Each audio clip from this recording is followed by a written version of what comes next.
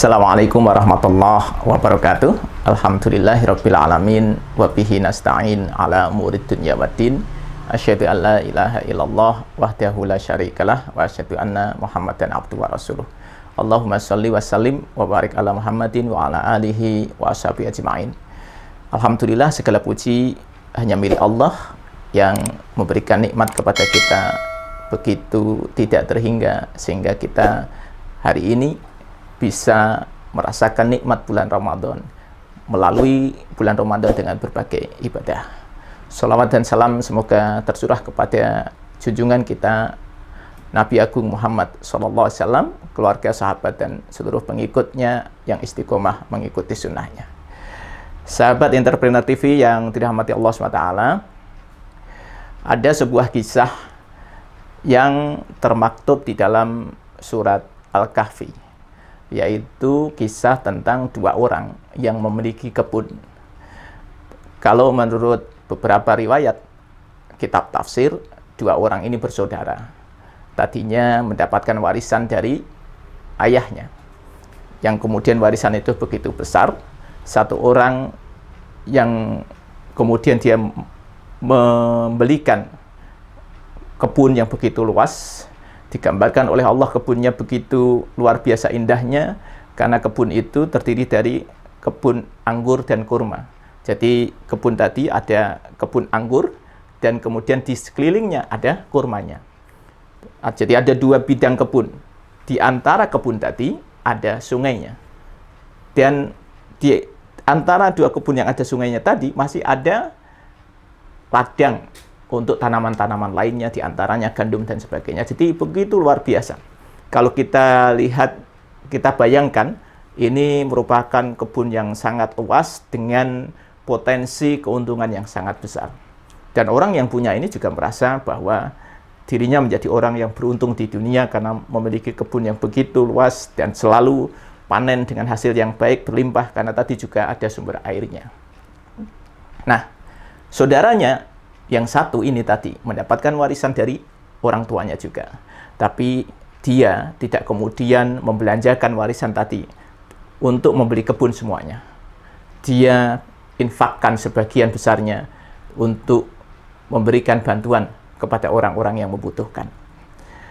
Sampai kemudian si orang yang memiliki kebun ini mengatakan kepada saudaranya tadi, "Aku ini orang yang kaya raya, orang yang beruntung. Tidak ada orang yang lebih kaya daripadaku. Bahkan aku memiliki karyawan-karyawan, pekerja-pekerja yang lebih hebat daripada kamu." Saudaranya kemudian mengingatkan supaya saudaranya ini ingat kembali kepada Allah, bahwa yang memberikan kebun itu Allah. Yang memberikan dia kebun tadi bisa terus panen adalah Allah. Tapi orang ini tetap mengatakan, ini karena usahaku, karena kesuksesanku sendiri, karena ilmuku, karena aku memiliki orang-orang yang bisa aku percaya.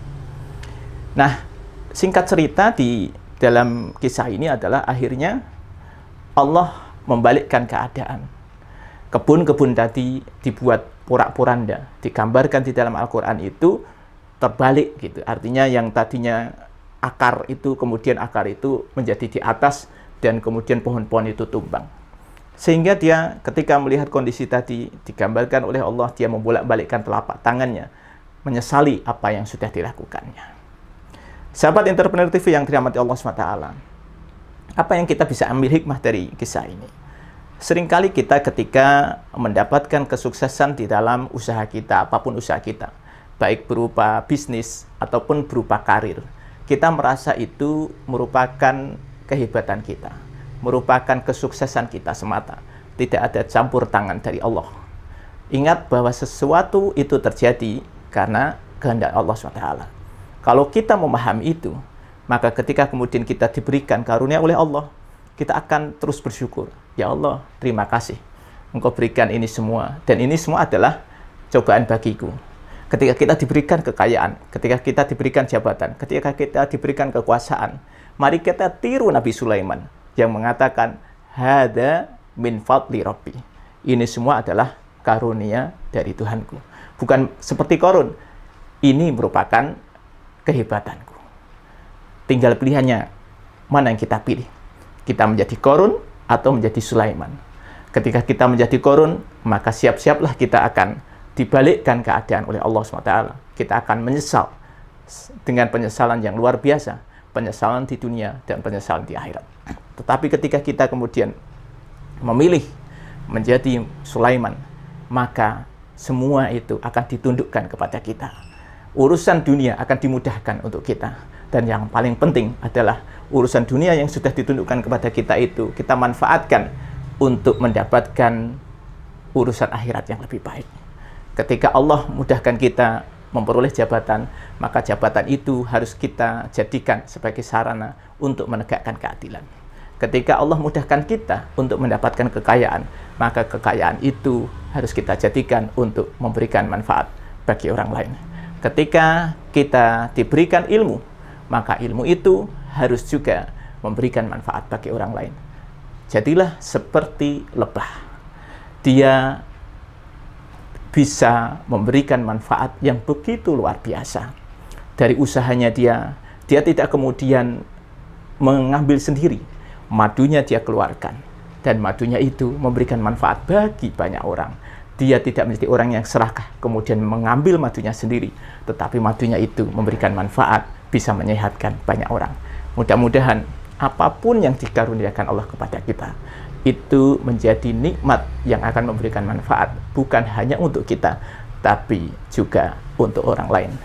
Jangan lupa subscribe, like, dan komen channel IPTV. Semoga bermanfaat bagi umat. Assalamualaikum warahmatullahi wabarakatuh.